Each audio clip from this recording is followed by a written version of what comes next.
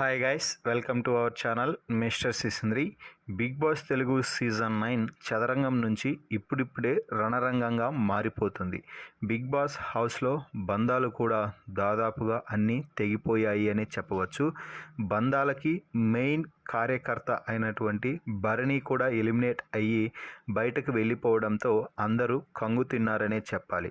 దీంతో ఇక హౌస్లో ఉన్న ఏ ఒక్క కంటెస్టెంట్ కూడా బంధాలకి బంధుత్వాలకి తావు లేకుండా కేవలం గేమ్పై మాత్రమే ఫోకస్ చేసి ముందుకు పోవాలి అన్నట్టుగా అందరూ ఆలోచించి అడుగులైతే వేస్తున్నారు. దీంతో ఇక ఈ సీజన్ రణరంగంగా మారబోతుంది అని ముందే హింట్ ఇచ్చేస్తున్నారు. ముందే హింట్ అయితే వచ్చేసింది.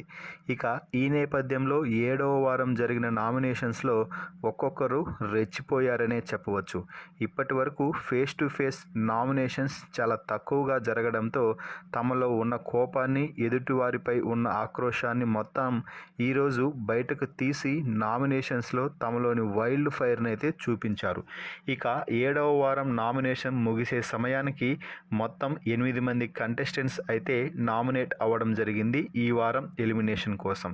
ఇక 7వ వారం ఎలిమినేషన్ కోసం జరిగిన నామినేషన్స్లో నామినేట్ అయినటువంటి ఆ 8 మంది కంటెస్టెంట్స్ ఎవరు అంటే రీతు, కళ్యాణ్, సంజన, తనూజ, దివ్య, రాము, రమ్య, సాయి శ్రీనివాస్. అంటే వీరిలో 6 మంది ఓజీస్ టీం నుంచి ఉంటే 2 ఫైర్ స్టోన్స్ టీం నుంచి అయితే ఉన్నారు. అయితే నామినేషన్స్లో ఆయేషా కూడా ఉంది. కానీ గౌరవ్ గుప్తా తన కెప్టెన్సీ పవర్ని ఉపయోగించి ఆయేషాని బాగా గేమ్ ఆడుతుంది, అన్నింట్లో కంట్రోల్లో ఉంటుంది అని చెప్పి నామినేషన్స్ నుంచి డైరెక్ట్గా సేవ్ అయితే చేయడం జరిగింది.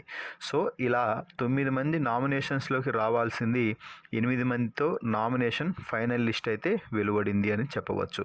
మరి ఈ 8 మందిలో 7వ వారం ఎలిమినేషన్లో ఎవరు డేంజర్ జోన్లో ఉంటారు, ఎవరు ఎలిమినేట్ అవ్వాలని మీరు కోరుకుంటున్నారో వారి పేరుని కామెంట్స్ రూపంలో తెలపండి. మరిన్ని బిగ్ బాస్ లైవ్ అప్డేట్స్ కోసం మన ఛానల్ని చూస్తూ ఉండండి.